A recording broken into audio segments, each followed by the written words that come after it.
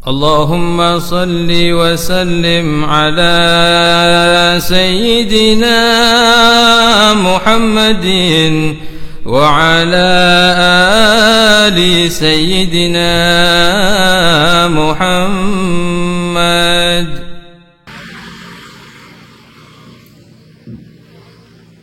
Assalamualaikum warahmatullahi wabarakatuh.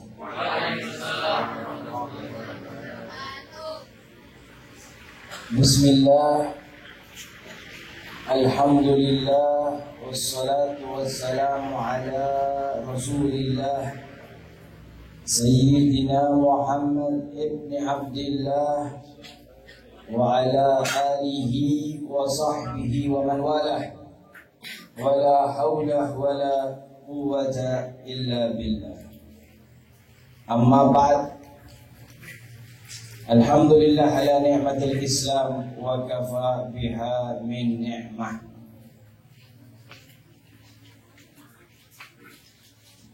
Hadratil hadirin dan hadirat, kaum muslimin dan muslimat, jamaah majlis Ratibul Attas rahimakumullah. Kita berjumpa kembali, duduk bersama, berzikir kepada Allah, bersolawat kepada Nabi Muhammad SAW, dan mendekatkan diri kepada Allah melalui nasihat-nasihat ilmu agama yang semoga dengannya kita berbahagia di dunia dan di akhirat. Dalam hal ini ialah pada malam hari ini kita kumpul bersama di dalam iftitah, pembukaan kembali majlis Ratibul Attas yang kita kumpul bersama di setiap akhir bulan Lailatul Sabat, di malam Sabtu, yang mudah-mudahan Allah istiqomahkan niat kita ini dan Allah dawamkan majlis kita ini. Amin, amin ya rabbal alamin. Segenap para ulama, kiai, ustaz, ustazah yang hadir,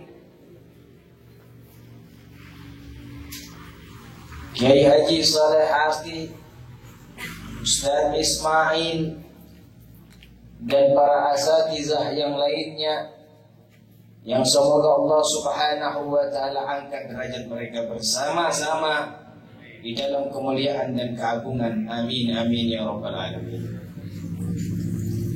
Mulai saat ini dan insyaallah diistiqomahkan Majlis Ratibul Attas setelah pembacaan maulid, kita akan mengkaji kitab.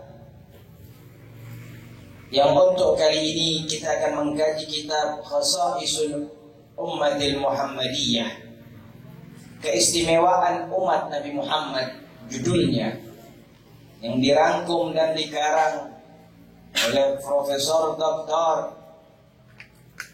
Al-Imam wal Muhaddisil Haramain, seorang imam besar, muhaddis dua tanah suci, As-Sayyid Al-Habib Abuya Muhammad bin Alwi bin Abbas Al-Maliki. Dan semoga dengan kitab ini Allah memberikan kepada kita rasa semakin kuat mendekatkan diri kepada Allah, rasa semangat untuk semakin mengharapkan Allah melalui jembatan terbaik Nabi Muhammad SAW. Kita mulai kajiannya. Dalam awal di sini tertulis Rasidul Ummat Al-Muhammadiyyah minal Iman, saham modal umat Nabi Muhammad SAW daripada iman. Beliau memulai kalimatnya dengan sebuah saham yang Allah berikan kepada umat Nabi Muhammad, yaitu iman. Iman yang diberikan kepada umat Nabi Muhammad oleh Allah Subhanahu wa ta'ala adalah rasidul akbar, saham terbesar, modal terbaik. Iman kita ini hebat, iman kita ini agung. Dikarenakan modal iman yang agung dan mulia ini, kita mendapatkan keadaan yang baik, yang bagus daripada umat-umat sebelum kita. Dengan modal iman ini, kita beriman kepada Allah dan terhadap semua kitab-kitab yang diturunkan oleh Allah, terhadap semua rasul yang diutus oleh Allah, dan terhadap semua malaikat yang diciptakan oleh Allah, bila tafriq baina ahadin. Imannya kita kepada Allah, imannya kita kepada kitab-kitab Allah, imannya kita kepada rasul-rasul Allah serta para malaikat tidak kita bedakan satu dengan yang lainnya. Kita iman kepada Nabi Adam, keimanan kita kepada Nabi Adam sama dengan keimanan kita kepada Nabi Nuh, kepada Nabi Idris, kepada Nabi Ibrahim. Kita iman kepada Zabur sama dengan keimanan kita kepada Taurat dan Injil. Tidak ada nabi-nabi sebelum Nabi Muhammad dan kitab yang diturunkan oleh Allah kecuali sementara keseluruhannya kita mengimani mereka. Maka itu Allah Subhanahu wa taala menyatakan di dalam Al-Qur'an, "Amana ar-rasulu bima unzila ilaihi min rabbih wal mu'minun kullun amana billahi wa malaikatihi wa kutubihi wa rusulihi la nufarriqu baina ahadin min rusulihi." Ini ayat pernyataan dan info dari Allah bahwasanya kita beriman kepada Allah, para malaikatnya, para rasulnya, dan kita tiadalah sekali-sekali membedakan mereka. Ini iman kita hebat. Umat dahulu gak dikasih sama Allah yang semacam ini. Nabi Adam, Nabi Idris, Nabi Nuh, Nabi Saleh, semua nabi-nabi yang sebelum Nabi Muhammad, umat mereka tidak diberikan semacam ini. Ini khusus keistimewaan untuk umat Nabi Muhammad SAW. Maka dari itu, amar Nabi Iqrar bihadihil haqiqah al-imaniyah al-i'tiqadiyah. Maka karena itu kita diperintahkan oleh Allah untuk beriktikad, bertekad dengan hakikat iman yang semacam ini. Iman kita seperti ini, Allah perintahkan, "Hai engkau umat Nabi Muhammad, akui nabi-nabi sebelum Nabi Muhammad." Dengan itu engkau beriktikad kuat, dengan itu engkau berkeyakinan. Jangan beda-bedakan di antara mereka. Perintah Allah Subhanahu wa ta'ala. Maka dari itu pula, saham modal kita ini daripada iman adalah lebih utama, lebih bagus daripada selain kita. Dikarenakan selain kita, mereka beriman kepada sebagiannya dan kafir kepada sebagiannya. Sedangkan kita kan tidak begitu. Dengan iman ini kita menjadi kuat. Dengan iman ini kita menjadi hebat.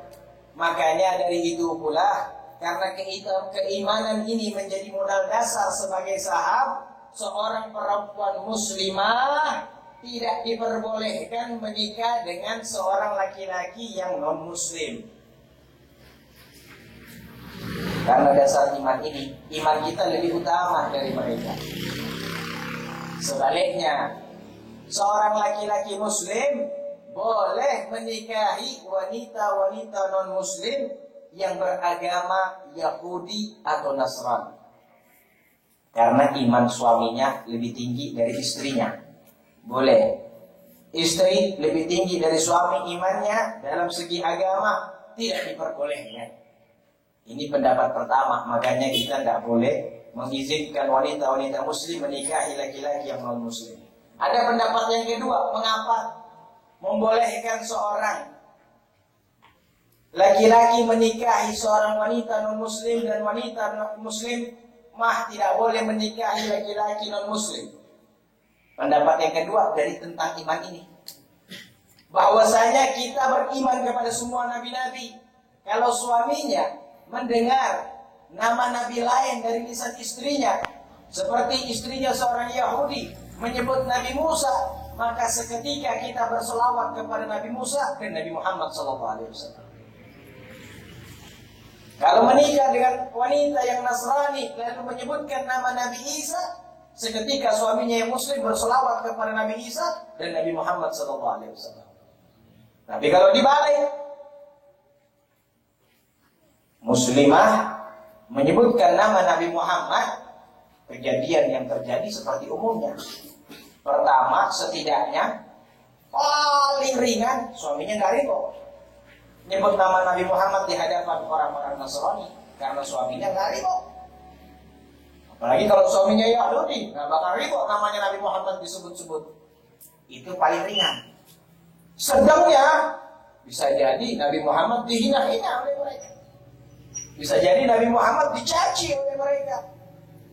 Maka karena itu dengan pemahaman semacam ini tidak sah dan tidak diperbolehkan keimanan seorang muslimah menikahi laki-laki non-muslim. Lalu beliau melanjutkan lagi kalimatnya dengan menyebutkan kamalul yakin hadhil ummah. Selain kita diberikan modal dengan tidak membedakan, subhanallah. Coba dilihat nih sedikit sebelum kita lanjutkan kamalul yakin hadhil ummah. Dengan keyakinan seperti ini, lihat se-Indonesia, lihat sedunia ini. Di mana muslimnya banyak, non-muslim aman. Di mana muslimnya sedikit, muslimnya tidak aman. Kenapa? Kita duduk sama orang Yahudi, kita kan akui Nabi mereka, Nabi Musa. Kita duduk bersama orang-orang Nasrani, kita akui Nabi mereka, Nabi Isa. Tidak ada problem, tidak ada masalah akal hal semacam itu. Tapi coba kalau dibalik, yang terjadi kemarin, yang patut kita bersedih dan sekarang kita berbangga, selama 13 hari penjajah Yahudi menduduki Masjid Aqsa yang agung. Kita wajar untuk menangis, kita wajar untuk bersedih. Kejadian ini terulang setelah 50 tahun. Pada tahun 1967 yang lalu, Al-Aqsa terbebas lagi daripada penjajah Yahudi. Maka pada tahun ini 2017 Al-Aqsa diduduki lagi masjidnya dan ditutup. Tidak boleh kaum muslimin untuk beribadah, baik ibadah salat berjamaah atau azan. Kita patut untuk bersedih. Masjid itu masjid milik kaum muslimin. Masjid itu masjid yang dengan nas hadis sahih, baik lewat Imam Bukhari atau lewat Imam Al-Muhaddis yang lainnya, di situ pernah sholat seluruh para nabi dan rasul. Dan disitulah Nabi Muhammad di-mi'rajkan oleh Allah Subhanahu wa ta'ala. Itu masjid agung. Kalau ini masjid terlepas dari kaum muslimin, bahaya buat umat Nabi Muhammad. Bukti masjid ini memiliki keagungan dipraktekkan pertama kali oleh Amirul Mukminin Sayyidina Umar bin Khattab dengan direbut. Tapi lihat, yang merebut siapa? Amirul Mukminin Umar bin Khattab. Bagaimana ketika Sayyidina Umar sudah merebut itu? Yerusalem, Baitul Maqdis. Sayyidina Umar mengeluarkan fatwa, masjid berdiri kokoh, gereja-gereja mereka jangan ada yang dirusak, dan biarkan mereka beribadah sesuai dengan keimanan mereka. Padahal pasukan muslim sudah tak terbantahkan lagi tentang kekuatannya. Dikuasai, tapi tidak dicegah, dibiarkan begitu saja. Lalu kita mengenal dengan perang salib. Bagaimana lagi Zionis menguasai lagi Masjid Al-Aqsa yang agung, yang mulia. Siapa lagi yang tampil? Memilih iman yang baik. Kita mengenalnya Salahuddin Al-Ayyubi, tampil terdepan, direbut kembali Yerusalem, Baitul Maqdis dikuasai lagi oleh kaum muslimin. Bagaimana keadaan? Subhanallah. Itu Masjidil Aqsa, 3 agama mengakui kesuciannya, mulai dari Yahudi, Nasrani, dan Islam. Namun ketika Islam yang menguasainya, tidak mencegah sama sekali Nasrani hendak beribadah di situ, tidak mencegah sama sekali Yahudi ingin beribadah di situ. Namun lihat contoh, ketika mereka yang menguasainya, tiada kaum muslimin boleh masuk, tiada umat Nabi Muhammad boleh masuk. Salat berjamaah dilarang, azan berkumandang dilarang. Coba lihat, ini penjelasan tentang Rasulul Iman, modal iman Nabi Muhammad SAW dan umatnya mengakui para nabi-nabi sebelumnya, namun mereka menolak kenabian Nabi Muhammad SAW. Lalu selain daripada itu, Al-Habib As-Sayyid Abu Muhammad bin Al-Maliki melanjutkan kamalu yaqin hadhil ummah, kesempurnaan iman umat Nabi Muhammad. Umat Nabi Muhammad mempunyai kesempurnaan iman. Dengan itulah menjadi keagungan dan keuntungan yang besar, hingga keimanan kita umatnya Nabi Muhammad ini untung besarnya, agungnya, luasnya bukan main, dapat pengakuan langsung tentang kehebatan iman kita dari lisan Nabi Muhammad SAW. Nabi Muhammad yang mengakui keimanan kita ini sempurna daripada umat-umat sebelum Nabi Muhammad. Ketika Nabi Muhammad bersabda, "Ma utiyat ummatun minal yaqini afdalu mimma utiyat ummati." Tiadalah yang diberi daripada kepada umatku daripada keimanan, tiadalah yang diberi kepada seorang umat daripada keyakinan melebihi keutamaan iman daripada umatku. Allah berikan semua iman kepada umat-umat sebelum Nabi Muhammad, namun yang paling afdal kata Nabi Muhammad adalah imannya umatku. Alhamdulillah kita punya iman pada Allah ternyata paling sempurna. Alhamdulillah. Walaupun kita pelaksanaannya kan belum ya. Pelaksanaan kita sih belum. Tapi pengakuan kepada Nabi Muhammad kita paling sempurna. Kita yang paling agung. Kita yang paling besar. Maka dari itu, untuk memompa keimanan kita kepada Nabi Muhammad SAW dan terkhusus kepada Allah Subhanahu wa Ta'ala, Allah menasihati kita tentang 3 macam iman. Dan Nabi Muhammad menyebutkan terdapat 76 pintu-pintu iman. 76 pintu iman. Namun macam-macam keyakinan itu cuma ada 3. Ada yang kita kenal dengan ilmu yaqin, ainul yaqin, dan hakul yaqin. Ini 3. Ilmu yaqin kita bisa dapati melalui argumentasi, melalui dalil yang diterima oleh akal. Karena ilmu yaqin pemiliknya adalah ahli akal. Pemilik ilmu yaqin adalah ahli akal. Hakul yaqin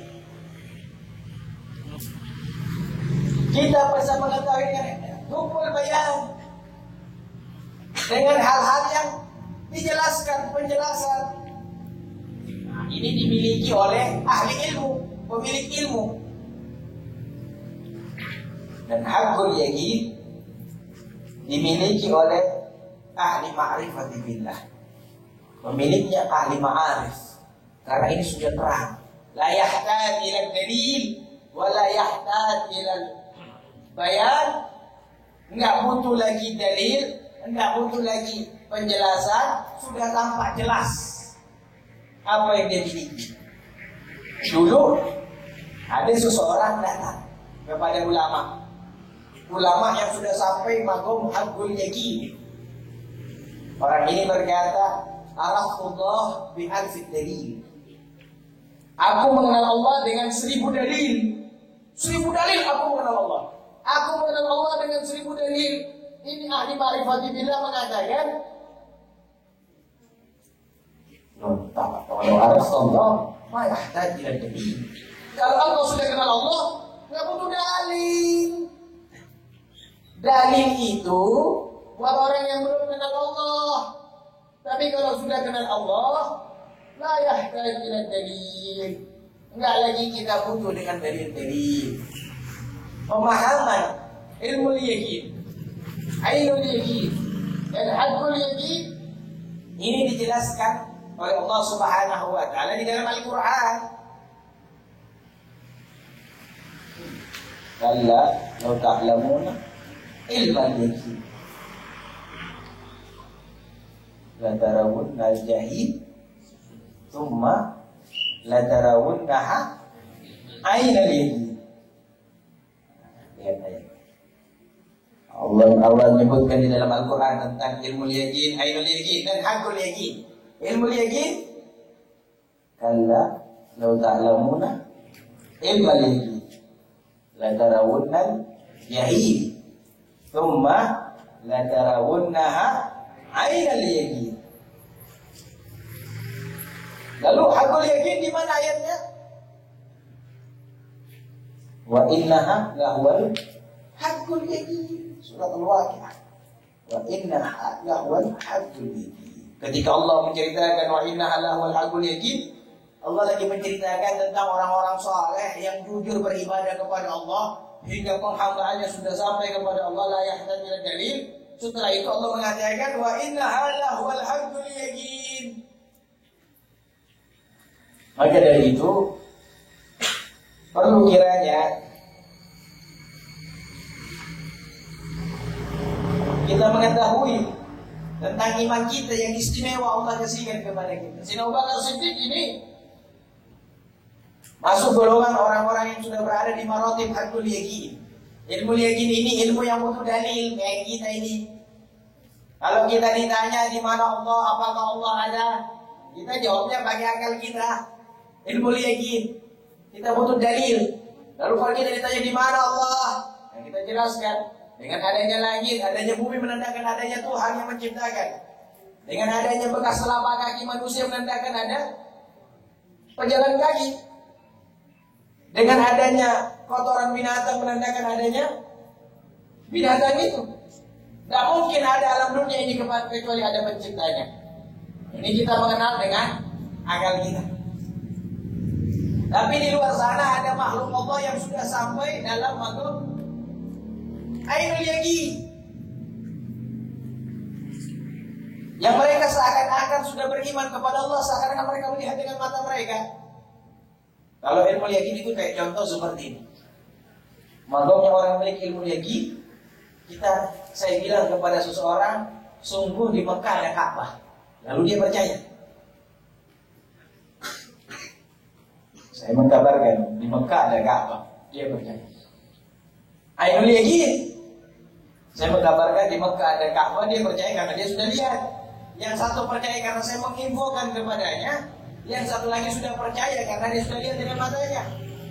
Itu Ka'bah.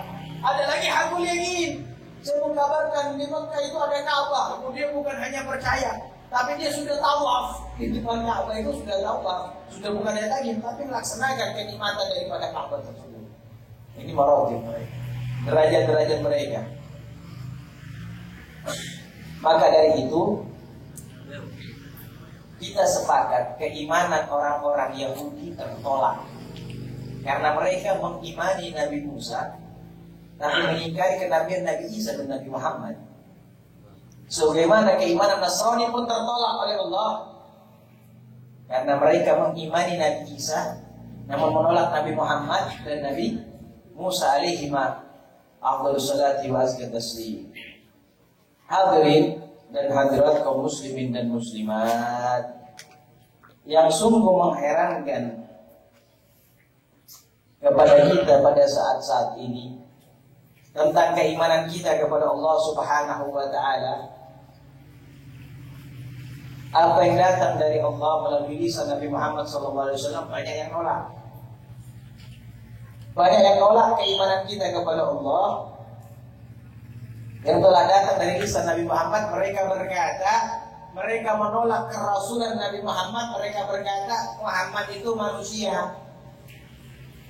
Muhammad itu, dia tolak keimanan kita. Yang lebih lucunya, bersama dia menolak keimanan Allah melalui lisan Nabi Muhammad karena dia mengatakan ini utusan Tuhan manusia, dia tolak. Yang lucu lagi yang dia tuhankan adalah batu. Menolak manusia menerima batu, menolak kerasulan manusia tapi menerima ketuhanan batu. Menerima, menolak kerasulan manusia tapi menerima ketuhanan ada yang hewan, ada yang matahari dan lain sebagainya. Dan siapa yang menolak satu nabi, mengingkari, kufur terhadap satu nabi, maka sungguh dia telah kufur kepada semua para nabi Allah Subhanahu wa ta'ala. Dikarenakan tiada semua nabi itu kecuali ikhwah. Mereka bersaudara secara kenabian. Lalu mereka mendakwakan dakwah yang satu, yaitu Allah, yang mereka ajak kita kepada Allah semuanya. Maka mengingkari kufur terhadap satu rasul sama saja dengan kufur terhadap semua rasul-rasul yang telah Allah Subhanahu wa ta'ala utus. Maka dari itu ayo sekarang kita lihat diri kita ini kaum muslimin. Jadi kita pelajari pada malam hari ini, kita lihat kita ini berada di posisi mana? Ilmu yakin yang butuh argumentasi, butuh dalil, atau ainul yakin cukup dengan al-bayan, penjelasan, atau hakul yakin nggak butuh dalil, nggak butuh penjelasan. Subhanallah. Cuman kadang-kadang kalau kita lihat di masyarakat, kadang-kadang bisa tertawa sendiri kita. Apa yang buat kita tertawa? Ainul yakin adalah sebuah makom yang mereka percaya tentang perkara-perkara gaibah. Percaya perkara yang tak terlihat kasat mata. Manusia zaman sekarang percayanya secara tidak keseluruhan. Ada manusia hebat seperti itu. Dia percaya adanya jin dan dia percaya adanya setan. Percaya adanya jin dan adanya setan, padahal dia belum pernah mendapatkan dalil dari Al-Quran dan hadis tentang keberadaan jin dan setan. Hebatnya, yang butuh dalil kan siapa itu? Pemilik ilmu yakin. Yang butuh dalil itu pemilik ilmu yakin. Ini nggak pernah lihat dari Al-Quran dan hadis tentang keberadaan jin dan setan, tapi dia percaya setan dan jin itu ada. Ini kan aku yakin. Kadang-kadang badannya seret besar bukan main, kumisnya tebal. Tapi karena dia punya hakul yakin setengah, nggak seluruhnya. Yaitu apa? Percaya adanya jin dan setan. Begitu yakinnya dia dalam hakul yakin adanya jin dan setan, dia percaya. Mana ada badan tegak, kumis tebal, seret, berani lewat kuburan tengah malam jam 12 malam. Dia beraninya bukan main, suruh lewat kuburan dari berani. Ini kan hakul yakin dia. Belum pernah lihat yang namanya jin. Yang pernah lihat jin itu kan berarti ilmu yakin. Ini banyak kan di masyarakat semacam ini? Pas magumnya hakul yakin, bukan magum ilmu yakin. Tapi kok cuma hanya di bab jin sama setan aja? Kenapa bukan di bab yang lainnya? Semisal bab rezeki, ya. Semisal bab jodoh. Hendaknya mereka punya ilmu hakul yakin, ilmu al-ainul yakin juga. Jangan hanya ainul yakinnya hanya di masalah jin dan setan saja. Dan ada ulama-ulama dari kalangan umat Nabi Muhammad, bahkan umat Nabi Muhammad terbaik memiliki ilmu keutamaan daripada hakul yakin. Sayyidina Abu Bakar As-Siddiq ketika Rasulullah pulang Isra Mi'raj, orang-orang kafir Quraisy ini datang ke Sayyidina Abu Bakar ingin mengledek Sayyidina Abu Bakar sekaligus meledek daripada Rasulullah dengan ingin menjatuhkan keimanan Sayyidina Abu Bakar Siddiq. Oh, dia lupa bahwa Sayyidina Abu Bakar Siddiq ini murid terbaiknya Rasulullah. Sayyidina Abu Bakar Siddiq ini murid teladan dan terbaik Paling sukses dari muridnya Sayyidina Abu Bakar Siddiq radhiyallahu anhu. Lalu tiba-tiba datang orang kafir ingin menguji keyakinan murid terbaiknya Rasulullah, yang mana bisa? Wahai Abu Bakar, lihat sahabatmu Muhammad yang kau imani, yang kau yakini sebagai nabi. Dia mengatakan telah melaksanakan perjalanan dari Mekah menuju Palestina dalam satu malam. Satu malam. Dulu belum ada pesawat, belum ada helikopter, belum ada mobil mewah yang bisa perjalanan cepat, belum ada kereta api cepat. Kendaraan paling hebat dulu ya unta sama kuda. Tapi satu malam dari Mekah menuju Palestina mau rusak. Dia mau coba rusak imannya. Sayyidina Abu Bakar Siddiq, dia lupa ini murid terbaik dan juga murid tauladan yang sudah sampai kepada maratib haqqul yaqin. Maka beliau berkata kepada kafir Quraisy ini, "Oh sahabat-sahabat, wahai orang-orang Quraisy, jangankan tentang cerita dunia dari Mekah ke Palestina, toh aku percaya kepada Rasulullah tentang perkara-perkara akhirat. Apalagi perkara-perkara dunia aja. Perkara akhirat aja aku percaya, masalah sepele dunia aku tidak percaya. Bal akbar wa a'zam min zalika usaddiquhu." Bahkan yang lebih hebat daripada itu, lebih besar daripada itu telah aku percaya tentang keberadaan Allah Subhanahu wa Ta'ala, tentang adanya wujud malaikat, tentang adanya alam surgawi dan adanya alam jahanam. Aku lebih percaya, nggak bisa diganggu. Dan Ali bin Abi Thalib, oh hebat. Beliau sampai bisa berkata dengan mengatakan, ini imannya para orang-orang saleh. Haqqul yaqin itu imannya para nabi, para rasul, juga dari kalangan orang-orang saleh. Sayyidina Ali pernah berkata, "Lau kushifal ghita masdadtu yaqinan." Andaikan dibuka perkara-perkara yang tertutup, nggak nambahin sedikit pun keyakinanku. Dan haqqul yaqin kan puncak terakhir tuh keimanan haqqul yaqin. Ghayatul murad. Puncak tujuan keyakinan itu ya haqqul yaqin itu. Andaikan terbuka segala sesuatu yang tertutup gak nambahin keimanan. Itu Sayyidina Ali. Jadi imannya Sayyidina Ali kepada Allah puncak sudah. Tidak bisa lagi ditambah, sudah paling atas. Puncak keimanan Sayyidina Ali kepada Rasulullah sudah paling atas. Dibuka pahala seperti ini, ternyata pahala besar, saya rajin-rajin melakukan ibadah. Dibuka yang namanya alam surga, di surga seperti itu, saya akan rajin ibadah. Neraka seperti itu, saya akan menghindari yang namanya maksiat. Apa begitu sekali? Enggak, itu sih kita ya.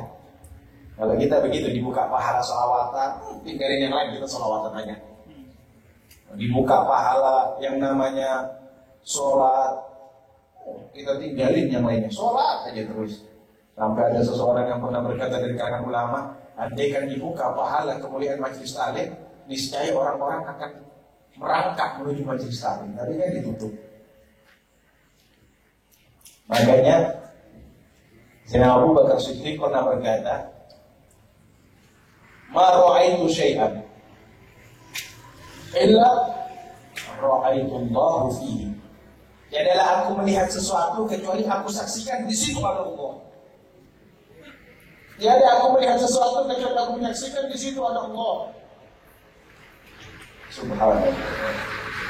Kalau kita kan melihat adanya Allah, di mana kita lihat? Kita mau melihat Ka'bah ya. Oh, itu mau. Kalau kita lihat mobil, yang ada apa? Utang. Beda, kita punya iman, apa iman dan Sayyidina Abu Bakar Siddiq. Ma ra'aitu syai'an illa ra'aitu Allah fihi. Illa ra'aitu Allah fihi. Tiadalah aku melihat sesuatu kecuali aku lihat Allah ada di situ. Itu pernyataan Sayyidina Abu Bakar Siddiq. Kalau pernyataannya Sayyidina Umar bin Khattab, ma ra'aitu syai'an illa ra'aitu Allah doblah.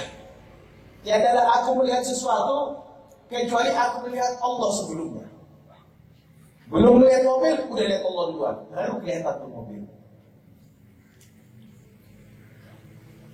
Tidak melihat yang lainnya kecuali sebelumnya ada Allah. Sayyidina Utsman beliau menyatakan, "Ma ra'aitu syai'an illa ra'aitu Allah ba'dah." Tiadalah aku melihat sesuatu kecuali aku melihat Allah setelahnya. Melihat mobil setelahnya ada Allah. Ini Allah yang menciptakan. Itu mantapnya. Melihat rumah, Masya Allah, ini rumah Allah yang menciptakan. Ada Allah di sini. Melihat apa? Melihat fulus, ini Allah yang memberi. Semua yang dilihat setelahnya ada Allah.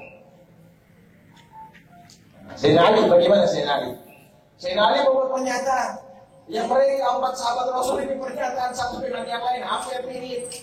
Sayyidina Ali mengatakan, "Ma ra'aitu syai'an illa ra'aitu Allah ma'ahu." Tiadalah aku menciptakan, tidaklah aku melihat sesuatu kecuali bersama itu aku melihat pada Allah. Dan mobil Allah hampir mirip dengan pernyataan Sayyidina Abu Bakar Siddiq. Ini iman hakul yaqin yang sampai saat ini sudah menjadi barang langka. Hakul yaqin ini barang langka. Subhanallah. Mereka berbondong-bondong sudah mengharapkan Allah dan Rasulullah. Allah wa Rasul ahadu ayyarduh. Allah dan Rasulnya lah yang lebih berhak untuk kita dapati. Mereka sudah menuju pada ayat ini, kita masih menuju ayat yang lain. Kita masih menuju kepada ayat wa ja'ala laila libasa, dan kami jadikan malam untuk tidur, masih tidur malam. Ayat ini kita amalin. Alhamdulillah, ayat kita amalin nih. Wa ja'ala laila libasa, dan kami jadikan malam hari untuk istirahat. Alhamdulillah, malam semuanya nggak bangun. Haji gitu, nggak apa-apa. Kita ngamalin ayatnya Allah. Ayat yang satunya, Allah wa Rasul ahadu ayyarduh. Bentar dulu, maklumnya belum nyampe. Kapan nyampenya nggak tahu. Kapan?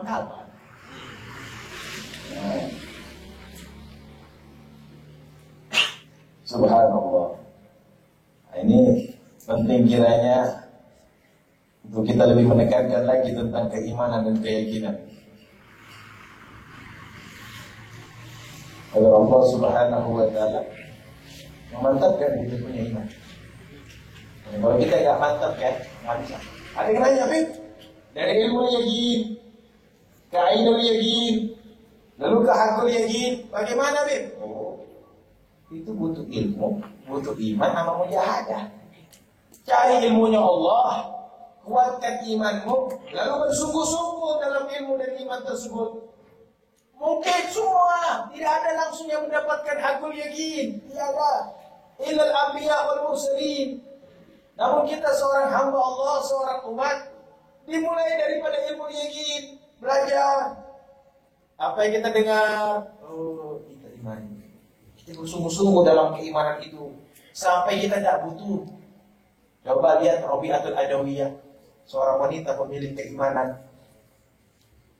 Beliau tidak keluar kamar selama 3 bulan berturut-turut. Di kamar aja. La bada wala asya wala futur. Nggak makan pagi, nggak makan malam, nggak makan siang aja. Kamar aja terus. Gara-gara apa? Gara-gara dilamar, dipinang. Pengen dinikahi. Yang mau nikahi Rabi'atul Adawiyah ini, Masya Allah, mulai dari gubernur sampai ulama. Gubernur melamar, ulama melamar, pengusaha kaya melamar, tapi nggak ada yang mau menikahi. Kenapa? Ngasih syarat. Boleh jadi suamiku kecuali memenuhi beberapa syarat. Yang pertama, seorang suami harus bisa memastikan aku wafat dalam keadaan husnul khotimah. Apa yang masih jaminan ini? Kita aja belum bisa jaminkan diri kita. Yang kedua, dia harus mempunyai jaminan bahwasanya ketika aku menerima catatan baik, aku menerima dengan tangan kananku, bukan dengan tangan kiriku. Bapak laki-laki mana yang kasih jaminan seperti ini? Apa ya? Oh. Yang ketiga, suamiku harus bisa menjamin aku bisa melewati jembatan Shiratal Mustaqim. Ini perempuan semacam ini kalau ada, saya cari juga nih negara. Walaupun saya belum bisa kasih jaminan, tapi perempuan semacam ini perempuan yang wajib untuk dikejar. Imannya sudah tinggi, suami jadikan alat, suami alat untuk sampai kepada Allah. Iman hebat. 3 bulan nggak keluar kabar.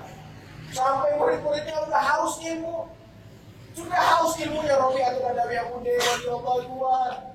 Sampai muridnya ada seorang berani berkata, "Ya Syaikhatina, wahai guru kami, keluarlah dari kamar, saksikan makhluk-makhluk ciptaan Allah, maka engkau akan bersyukur kepada Allah." Enak, obrolan orang wali Allah kan enak para ulama. Kalau kita kan wah udah ada makanan. Wah, lihat makhluk-makhluk Allah. Kalau engkau lihat makhluk Allah, guruku, engkau akan bersyukur kepada Allah. Gurunya yang dengar di dalam jawab, wahai muridku, masuklah engkau, saksikanlah Allah. Niscaya ada waktu lagi untuk menyaksikan makhluk-makhluk. Iman. Jangan lagi lihat makhluk aja. Sudah sampai hadul yakin al-fana. Dia memfanakan semuanya, mentiadakan semuanya, yang ada hanya Allah. Hebat. Kalau kita, Masya Allah, kadang-kadang fulus merubah kita. Mending fulusnya banyak. Kadang-kadang fulusnya 14.000. Itu aja masih ada kembaliannya 2.000. Allah. Betul apa salah? Beli pulsa 10.000 berapa? Ada 12.000. Gara-gara dikirimin pulsa 10.000, ada yang menjual, dia punya iman. Na'udzubillahi min dzalik. Dulu ada seorang sahabat datang ke Rasulullah bawa iman, bawa yakin. Setelah masuk Islam karena keimanan, karena keyakinan, beliau izin kepada Rasul, "Ya Rasul, izinkan aku untuk berjihad bersamamu." Diizinkan. Hadir dalam peperangan Khaybar, menang, dapat ghanimah. Tahu ghanimah ya? Harta rampasan perang. Dalam Islam itu banyak harta yang dimiliki oleh kaum muslimin. Ada ghanimah, ada faid, dan lain-lain. Ketika sudah mendapatkan ghanimah, bersama Rasulullah membagi bagian ini seorang. Dikasihkan oleh sahabat. Ini Rasulullah telah membagikan harta rampasan perang. Ini sahabat pegang, mahal, ada apa ini? Datang ke Rasulullah. Lalu ini sahabat berkata di hadapan Rasul, mahal ya Rasulullah, ada apa dengan ini ya Rasul? Rasul mengatakan, bismun gosabtuhulah, bagian yang aku bagikan kepada rampasan perang, dibagi rata sama Rasul. Pembagian Rasul adalah pembagian teradil. Kenapa ini rampasan perang boleh dimiliki oleh kaum muslimin? Untuk menguatkan persenjataan, lalu juga untuk menyenangkan hasil daripada medan jihad. Intinya Allah telah halalkan. Lalu sahabat Rasul ini dengan punya iman dan yakin berkata, "Ma'ala hadza attaba'tuka." Bukan karena ini ya Rasul aku mengikutimu, walakin tabatuka ala an urmi hahuna. Tapi aku mengikutimu agar aku mendapatkan hempasan daripada musuh panah di medan jihad.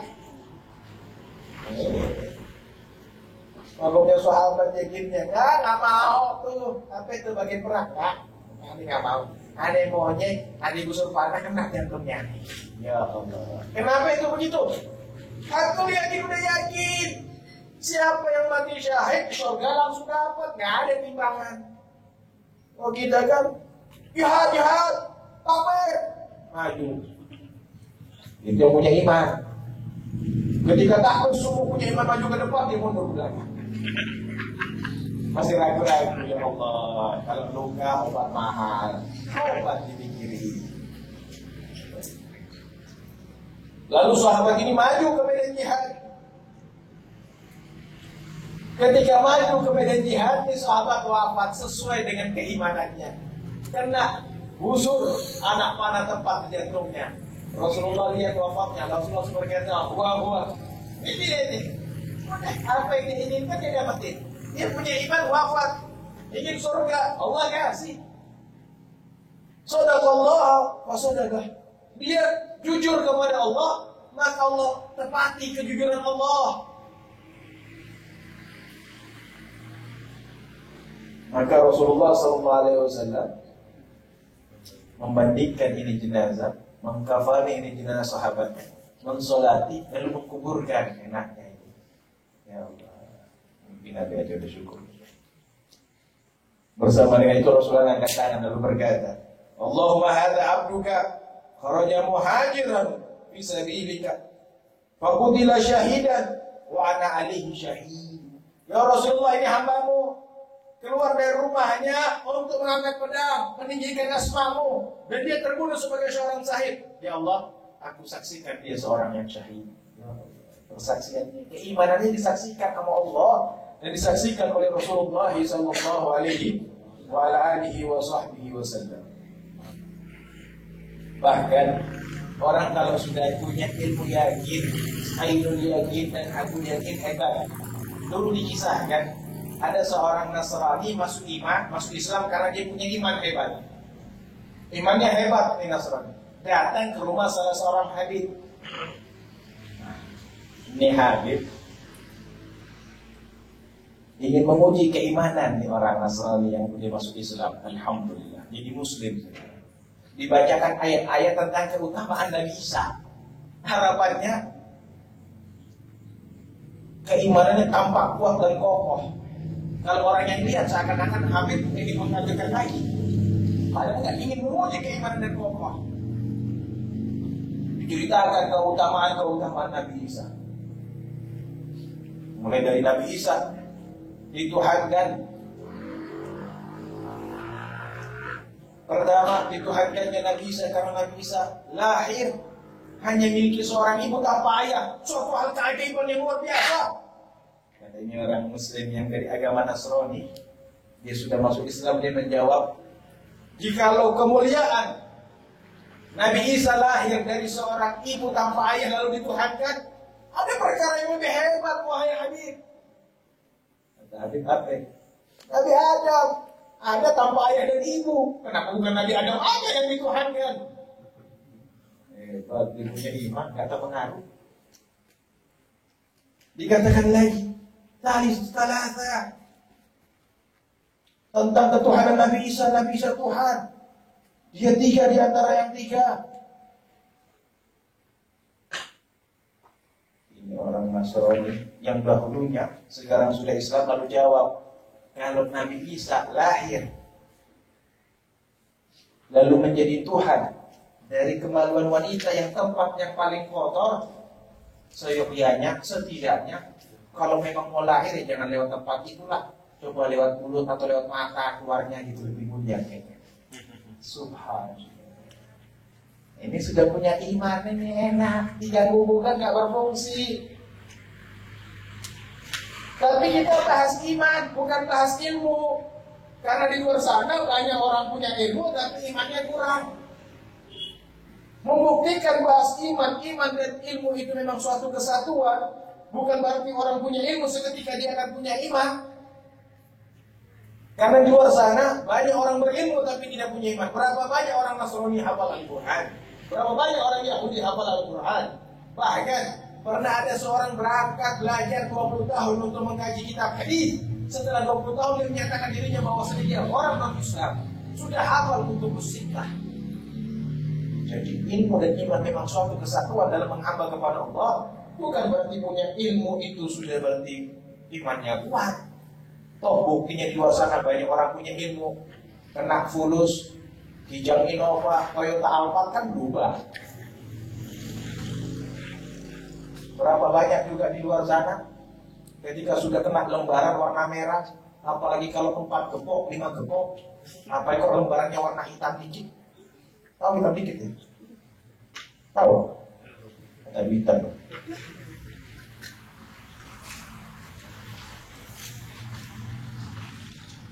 Dan disebutkan pula, dikisahkan bahwasanya Habib Abu Bakar Al-Adni, adalah Abu Bakar Al-Adni, seorang wali Allah besar, agung mulia kewaliannya. Beliau pernah berkata, andaikan ayahku, siapa ayahnya? Al-Habib Abdullah bin Abu Bakar Al-Idrus Al-Akbar, Sultanul Malak, seorang wali besar, digelar Sultanul Malak, pemimpin para wali. Abdullah bin Abu Bakar punya anak dari Abu Bakar ini. Abu Bakar ini berkata, andaikan ayahku Abdullah bin Abu Bakar Al-Idrus Al-Akbar ataukah guruku Syekh Sa'ad bin Ali berkata kepadaku, Abu Bakar, keluar engkau daripada ahli sunnah wal jamaah, niscaya tidak akan aku tinggalkan. Niscaya tidak akan aku. Coba lihat sekarang kita, berapa banyak akidah kita murah. Iya, kalau dia ngomong ayah. Tadi itu Abu Bakar menggambarkan ayah. Zaman sekarang ini berapa banyak istrinya yang ngomong, suaminya langsung pindah. Padahal istrinya bukan gurunya. Ini Abu Bakar mengisyaratkan ayahku, yaitu guruku juga, dan guruku yang mengajari aku tentang keimanan setelah aku punya iman. Lalu dia berkata, keluar engkau dari ahlu sunnah wal jamaah, saya aku tidak akan keluar. Ini kokoh, aku yakin terhadap ahlu sunnah wal jamaahnya. Maka dari itu mudah-mudahan kita punya ini semuanya. Dengan ini kita akan sukses. Dengan ini kita akan agung. Amin ya rabbal alamin. Ya rabbal alamin. Dan mudah-mudahan Allah Subhanahu wa taala memberikan kepada kita rasa iman yang kuat.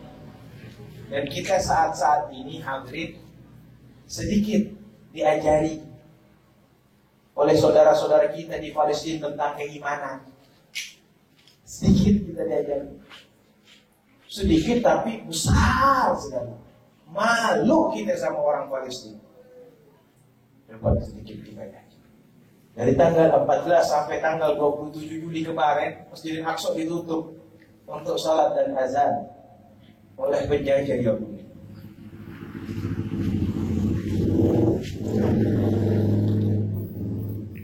Mereka seakan-akan mengajarkan kepada kita tentang iman. Mereka siap syahid di hari pertama, 5 kaum muslimin wafat, tidak kurang dari 1090 yang luka-luka, hanya untuk sholat di masjid dan untuk melantunkan azan. Walau kana fi qasasihim ibratun li ulil albab. Sungguh terdapat pelajaran dari kisah-kisah mereka untuk orang-orang yang berakal. Orang Palestina mengorbankan 5 nyawa, 1090 luka-luka, hanya untuk sholat berjamaah di Masjidil Aqsa dan untuk melantunkan azan. Masjid-masjid kita bagaimana? Ada yang pernah berjuang seperti itu untuk sampai di masjid-masjid itu? Ada kan? Yang berjuang semacam itu hanya untuk azan. Bahkan sebaliknya, masjid-masjid yang ada di Indonesia ini dibuka lebar siapa saja mau sholat jamaah, dibuka lebar siapa saja mau azan. Bahkan sebaliknya, nyawanya dijamin. Siapapun yang mengganggunya disalahkan. Bebas kita beribadah, tapi iman kita beda sama iman mereka. Bahkan mereka kalau mau berangkat ke masjid itu jalan hati-hati, takut ada rudal atau sniper. Rudal dan sniper yang bawa mereka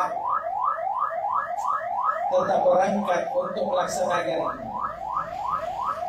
sholat dan azan, menandakan keimanan mereka. Kita bagaimana? Yo, sampai sini kita malu. Bahkan di sana anak-anak kecil untuk belajar Al-Quran, belajar kitab tentang ilmu halal dan haram, banyak mencari gorong-gorong dan lubang-lubang di bawah tanah. Agar apa? Selamat dari rudal dan sniper. Kita pinggir jalan dibuka lebar. Berapa banyak yang hadir? Malu kita sebagai orang Palestina. Seakan-akan kita digambarkan, lihat iman itu seperti ini wahai muslimin. Mudah-mudahan Allah Subhanahu wa taala mengangkat derajat kaum muslimin di Palestina. Mudah-mudahan Allah Subhanahu wa taala memuliakan kita, memberikan kepada kita keagungan yang tinggi dan memantapkan kepada kita keimanan, ajaibul iman. dalam keadaan sudah dengan iman. Amin amin ya rabbal alamin ya rabbal alamin. Ya Arhamar Rahimin, dan mudah-mudahan Allah Subhanahu wa taala mengagungkan kita, keagungan di dalam beriman kepadanya, keagungan di dalam berkeyakinan akan ketuhanannya, dan mudah-mudahan Allah Subhanahu wa taala menjaga iman kita untuk senantiasa tetap melekat pada diri kita, dan mudah-mudahan dengan iman ini kita semakin bijak, dengan iman ini kita semakin baik, dengan iman ini kita semakin indah di dalam menghamba kepada Allah Subhanahu wa taala. Amin amin ya rabbal alamin. Wassallallahu ala sayyidina Muhammadin wa ala alihi wa sahbihi wasallam walhamdulillahi rabbil alamin.